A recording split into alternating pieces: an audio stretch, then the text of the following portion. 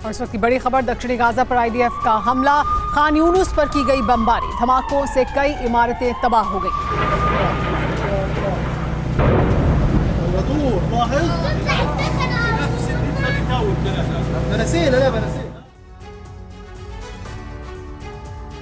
Gaza में cease fire होने जा रहा है, लेकिन दुनिया के दूसरे वॉर जोन में युद्ध ने टॉप गियर लगा दिया है। रूस के हमले बेहद तेज हो गए हैं और यूक्रेन खुद को बचाने की जद्दोजहद में लगा है। इजराइल गाजा के बीच जंग भड़कने के बाद से अमेरिका की रणनीति भी दो हिस्सों में बंट गई है, लेकिन ज्यादा अहम अरब देशों में महायुद्ध को टालना है।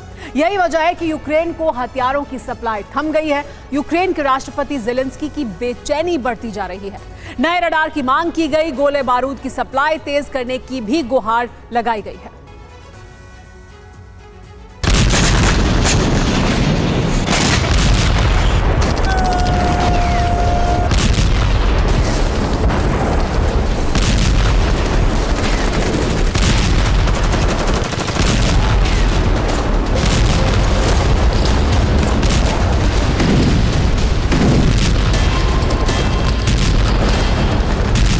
दुनिया 2 वॉर जोन।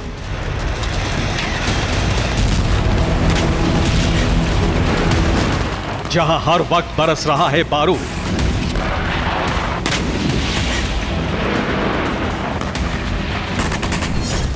जहां तबाही और बर्बादी का सिलसिला जारी है।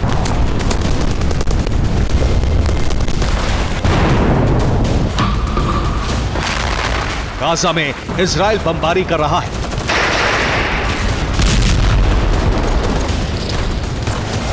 तो वहीं यहां से करीब 2000 किलोमीटर दूर यूक्रेन में रूस बारूद बरसा रहा है।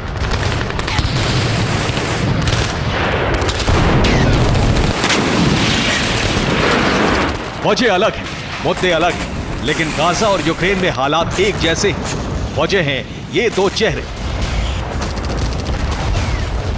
दुनिया के 2 वॉर जोन में युद्ध को लीड कर रहे ये दोनों चेहरे अमेरिका के लिए बेहद खास हैं।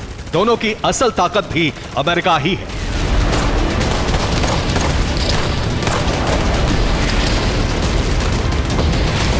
यूक्रेन हो या गाजा, यहां होने वाले धमाके, यहां उठने वाली आग की वजह है अमेरिका से भेजा गया बारूद।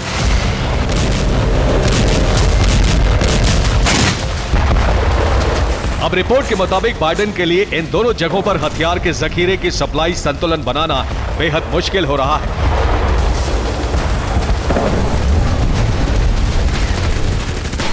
नाटो देशों से यूक्रेन को हथियारों की सप्लाई रोक दी गई है।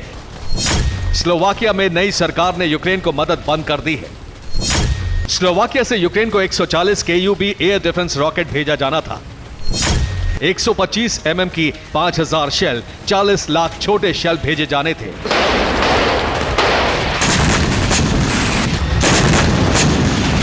इजराइल गाजा युद्ध के बाद से अमेरिका का फोकस इजराइल पर है, लेकिन दूसरी तरफ पुतिन ने मौके का पूरा फायदा उठाया है और यूक्रेन पर कई मोर्चे से हमले की शुरुआत कर दी गई है।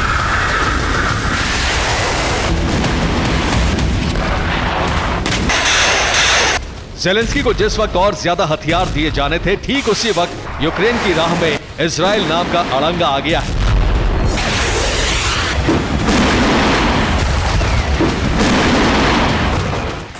ज़ेलेंस्की ने एक इंटरव्यू में कहा है कि इजराइल गाजा युद्ध के बाद से यूक्रेन में आर्टिलरी के लिए शेल की सप्लाई की रफ्तार बेहद धीमी हो गई है।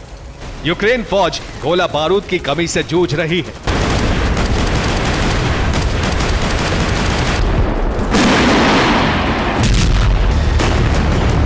हमास के खिलाफ ग्राउंड ऑपरेशन में इजरायली टैंक का काफिला गाजा में घुसा है। युद्ध की शुरुआत से ही अमेरिका से कई कार्गो विमानों से टैंक और आर्टिलरी के शेल इजराइल पहुंचाए गए हैं। यही वजह है कि ज़ेलेंस्की की फिक्र बढ़ती जा रही है।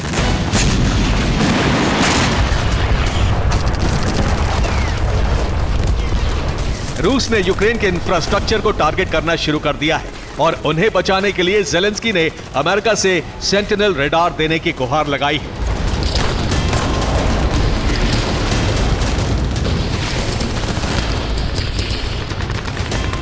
शॉर्ट रेंज के ये रडार जमीन से आसमान तक नजर रखकर सटीक जानकारी देते हैं, जिससे किसी भी हवाई हमले को नाकाम किया जा सकता है। यूक्रेन ने जिस रडार की मांग की है उसके 2 वर्जन अमेरिका के पास है। पहला है सेंटिनल A3 और उसका सेंटिनल A4। ये रडार का एडवांस्ड वर्जन है। सेंटिनल A3 रडार की निगरानी से drone, cruise missile, fighter jet और हेलीकॉप्टर का बचना नामुमकिन है, जबकि सेंटिनल A4 मोर्टार, रॉकेट और आर्टिलरी के शेल को भी नाकाम कर देता है। अमेरिका का ये एयर डिफेंस रडार 360 डिग्री पर घूमता है और जमीन से आसमान तक नजर रखता है। ये 120 किलोमीटर दूर से ही फ्लाइंग ऑब्जेक्ट की पहचान कर लेता है। एक बार में ये 60 टारगेट की पहचान करता है।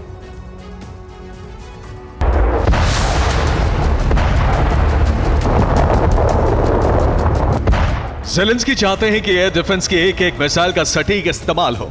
यही वजह है कि उन्हें सेंटिनल रडार की जरूरत है। सेंटिनल रडार ही सर्द मौसम में यूक्रेन की बिजली सप्लाई, फैक्ट्री और दूसरी जगहों की हिफाजत कर सकता है। पुतिन ने अपनी सेना को यूक्रेन पर ताबड़तोड़ प्रहार का आदेश दिया है। पुतिन को लग रहा है कि अमेरिका गाजा में सीज फायर करा सकता है। इजराइल को युद्ध बढ़ाने से रोका जा सकता है। गाजा में हमला रुकवाकर अमेरिका यूक्रेन में वापसी करेगा।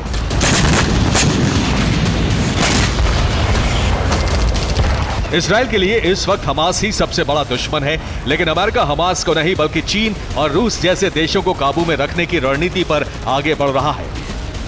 यही वजह है कि अमेरिकी स्ट्रैटेजी प्लान में पहले नंबर पर पुतिन है, ना कि हमास, हूती या हिजबुल्लाह जैसे संगठन। यही वजह है कि पुतिन जल्द से जल्द यूक्रेन में भारी तबाही मचाने की जल्दी में है। पुतिन पर दबाव बनाने के लिए यूक्रेन ने एक बार फिर क्रीमिया पर हमले की शुरुआत कर दी है।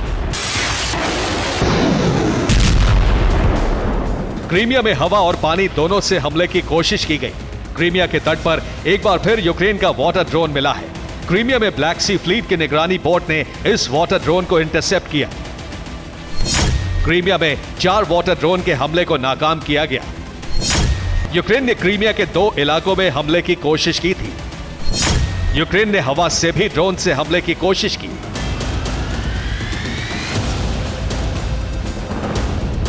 रिपोर्ट के मुताबिक यूक्रेन ने एक बार फिर ब्लैक सी फ्लीट के बेस पर हमले की कोशिश की है।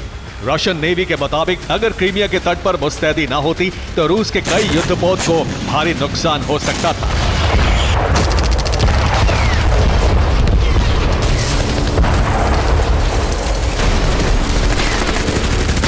क्रीमिया में यूक्रेन का हमला नाकाम रहा, लेकिन डोनेट्स्क का ये वीडियो देखिए।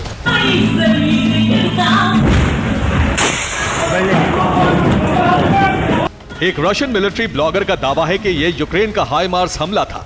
हमले के बाद की तस्वीर भी सामने आई है।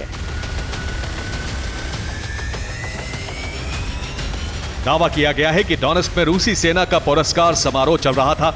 स्टेज पर सिंगर मौजूद थी, तभी यूक्रेन का हाइमार्स यहां गिरा और कई सैनिकों की मौत हो गई। यूक्रेन के हथियार और यूक्रेन की सेना को जल्द से जल्द बड़ा नुकसान पहुंचाने के लिए रूस ने एक बार फिर क्लस्टर बम का इस्तेमाल शुरू कर दिया है।